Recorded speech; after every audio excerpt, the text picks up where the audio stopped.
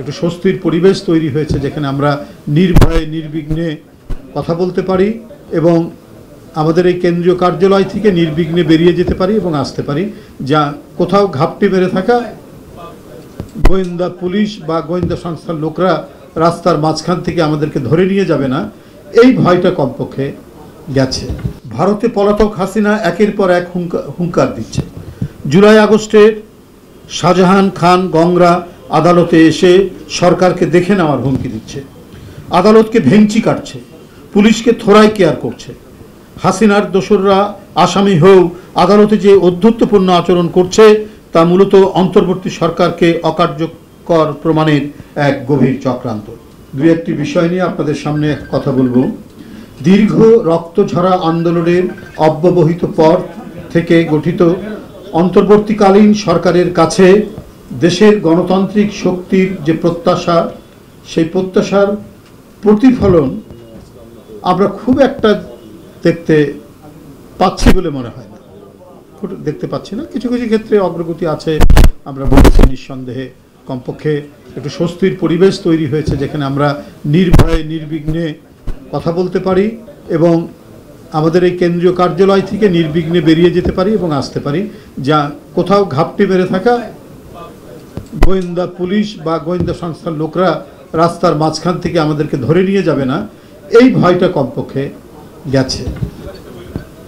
হয়তো কিছু কিছু ক্ষেত্রে অগ্রগতি থাকলেও গণতন্ত্রের মজবুত কাঠামো তৈরির প্রস্তুতির যেটা চলছে দেখছি বিভিন্ন কমিশনের মাধ্যমে, তো সেটাও হচ্ছে বটে, কিন্তু ধীর গতি আর কি। আমরা আশা করি যে এটা দ্রুততার সাথে এটা সম্পন্ন হবে আলোচনার মাধ্যমে, সেখানে আমাদের বলার কিছু নেই। তবে সব কিছু করে দ্রুত নির্বাচনের পথে এগিয়ে যাওয়াটাই হচ্ছে মানুষের প্রত্যাশা এবং গণতান্ত্রিক শক্তির প্রত্যাশা। যাই হোক, পতিত স্বৈরাচারের দোসর খুনের আসামিরা প্রকাশ্য আদালতে মহান স্বাধীনতার ঘোষক শহীদ জিয়া, নেত্রী বেগম খালেদা জিয়ার বিচার চেয়ে বক্তব্য রাখছেন। বিএনপির ভারপ্রাপ্ত চেয়ারম্যান জনাব তারেক রহমানের নামে তারা বিচার চাচ্ছেন, কুৎসা উঠাচ্ছেন আদালতে দাঁড়িয়ে। আপনারা নিশ্চয়ই তাদেরকে চেনেন, তাদেরকে জানেন, তারা কারা। হাসিনার গণহত্যাকারী বাহিনীর নেতারা দীর্ঘ 15.5 বছরের ভয়াবহ অপশাসনের জন্য ক্ষমা চাওয়া তো দূরে থাক, উল্টো আদালতে হুমকি দামকি দিচ্ছেন। হাজারো শহীদের রক্তের উপর দাঁড়িয়ে আরও বড় ফ্যাসিস্ট হয়ে ফিরে আসার হুমকি দিচ্ছে। এরা তো সেই মানুষরাই যারা প্রকাশ্য টকশোতে একজন বরেণ্য ব্যারিস্টারের চোখ তুলে নিতে চেয়েছে, কারণ তাদের আত্মা হচ্ছে খুনোখুনি, ডাকাতি, দস্যুবৃত্তির আত্মা দিয়ে পরিপূর্ণ। সেই আত্মা সেখানে পতিত আছে। এত বড় রক্তঝরা আন্দোলন, যে আন্দোলনে তারা মুগ্ধ, তারা আহনাফ, তারা আমাদের কি বলে যে আবু সাইদ, শিশু বাচ্চা থেকে শুরু করে এদের রক্ত নিংড়ে নেওয়ার পরেও ওদের ক্রোধ, ওদের ক্ষোভ, ওদের প্রতিশোধ কোনোটাই যেন থামছে না। প্রকাশ্য আদালতে দাঁড়িয়ে তারা যে সমস্ত হুমকি দিচ্ছেন, এটা তো ভয়াবহ একটি বিষয়। এই স্পর্ধা তারা পাচ্ছেন কিভাবে? বন্ধুরা, ভারতে পলাতক হাসিনা একের পর এক হুঙ্কার দিচ্ছে। জুলাই আগস্টের শাহজাহান খান গংরা আদালতে এসে সরকারকে দেখে নেওয়ার হুমকি দিচ্ছে, আদালতকে ভেঙচি কাটছে, পুলিশকে থোড়াই কেয়ার করছে। হাসিনার দোসররা আসামি হয়েও আদালতে যে অধ্যত্বপূর্ণ আচরণ করছে তা মূলত অন্তর্বর্তী সরকারকে অকার্যকর প্রমাণের এক গভীর চক্রান্ত। স্বরাষ্ট্র মন্ত্রণালয় ও পুলিশ প্রশাসন নীরবতায় তারা এমন আচরণ করছে।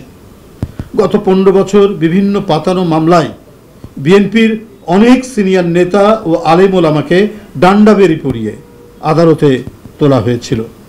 তারা এখন কারাগারে ভয়াবহ অপরাধী আওয়ামী নেতাদের জামায় আদরে আদালতে হাজির করা হচ্ছে, যেখানে আমরা যারা সবাই বসে আছি, কেউ শান্তিতে, কেউ স্বস্তিতে আমাদের একটি রাজনৈতিক, আমি বলবো নিজে এটা একটু পরেই বলবো, উজ্জ্বল রাজনৈতিক অতীত থাকার পরেও একটা বিশ্ববিদ্যালয়ের ভিপি, একটা বৃহত্তম ছাত্র সংগঠনের প্রেসিডেন্ট এবং একটা সরকারি দায়িত্ব, একটি সরকারি ব্যাংকের চেয়ারম্যান থাকার পরেও আমাদেরকে ডিভিশন শ্রেণীর যে বন্দী,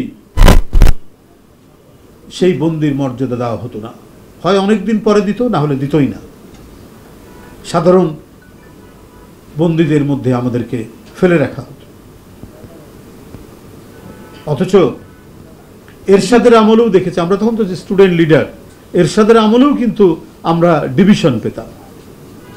আর আমাদের যারা পরবর্তী যারা নেতা, তারাও গুরুত্বপূর্ণ, কেউ এমপি ছিলেন, কেউ গুরুত্বপূর্ণ নেতৃত্বে ছিলেন, তাদেরকে মানে হাত করা পড়িয়ে তাদেরকে তোলা হতো। ডিভিশন দূরে থাক, ডিভিশন তো আরো বড় ব্যাপার গেল, হাত করা পড়িয়ে তাদেরকে তোলা হতো। আর এরা জামাই আদরে আদালতে নেওয়া হচ্ছে এবং সেখানে হুমকি দিচ্ছেন। সেখানে স্বাধীনতার ঘোষক শহীদ জিয়া, গণতান্ত্রিক আন্দোলনের যিনি এক অকুতোভয় সিপাহ সালার দেশনেত্রী বেগম খালেদা জিয়া, দেশের জন্য, দেশের মানুষের জন্য, গণতন্ত্রের জন্য যিনি আজকে জীবন মরণ অসুস্থতায় ভুগছেন, তার নামে, ভারপ্রাপ্ত চেয়ারম্যানের নামে তারা হুঙ্কার দিচ্ছে মানে আদালতে দাঁড়িয়ে।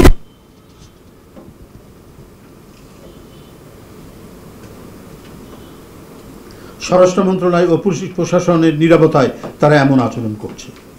গত 15 বছর বিভিন্ন পাতানো মামলায় বিএনপির অনেক সিনিয়র নেতা ও আলেম ওলামাকে ডান্ডাবাড়ি পেরিয়ে আদালতে তোলা হয়েছিল, আর এখন কারাগারে ভয়াবহ অপরাধী আওয়ামী লীগ জামায়াত হাজির করা হচ্ছে। বলেছে এগুলো পুলিশ প্রশাসন ও স্বরাষ্ট্র মন্ত্রণালয় হাসিনার অলিগার্করা সর্ষের ভিতর ভূত হয়ে থাকায় এমন পরিস্থিতির সৃষ্টি হয়েছে। আপনাদের সামনে এইটুকুই বলবো, আবার যে সমস্ত পরিবারের ছেলেরা বিএনপি পরিবার অথবা ছাত্র জীবনে কেউ হয়তো ছাত্র দল করেছে, তারা তো 17 বছর কোনো প্রমোশন পায়নি, তাদেরকে কারো চাকরি চলে গেছে, কেউ ওএসডি, অথবা কাউকে কাউকে গুরুত্বহীন জায়গায় ফেলে রাখা হয়েছে। সে বান্দরবন টান্দরবন, সে পুলিশের কর্মকর্তা হয়, জনপ্রশাসনের কর্মকর্তা হয়। যাক, 5ই আগস্টের পরে অনেকেই পদোন্নতি হয়েছেন, কিন্তু এই সরকারও যেন একটা বৈরী ভাব। যদি কারো ছাত্র জীবনের ছাত্র দলের ব্যাকগ্রাউন্ড থাকে, তাকে কোনো গুরুত্বপূর্ণ জায়গা দেওয়া হয় না, দিনের পরেও তাকে সরিয়ে দেওয়া হচ্ছে। এটা একটা অদ্ভুত ঘটনা।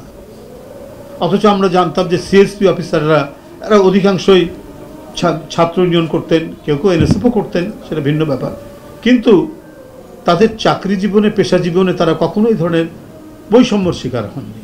এরশাদ বিরোধী আন্দোলনে ছাত্র ইউনিয়ন, ছাত্রলীগ, তখন এই দুটাই হচ্ছে বিরোধী ছাত্র সংগঠন। অথচ এদের কাউকে তাদের পেশাদারিত্বের জীবন, বিশেষ করে সিএসপি অফিসারদের, এটা দেখা যায়। এখন শুধুমাত্র সে মেধার ভিত্তিতে, আমি 1 মিনিটের জন্য একটু থামছি।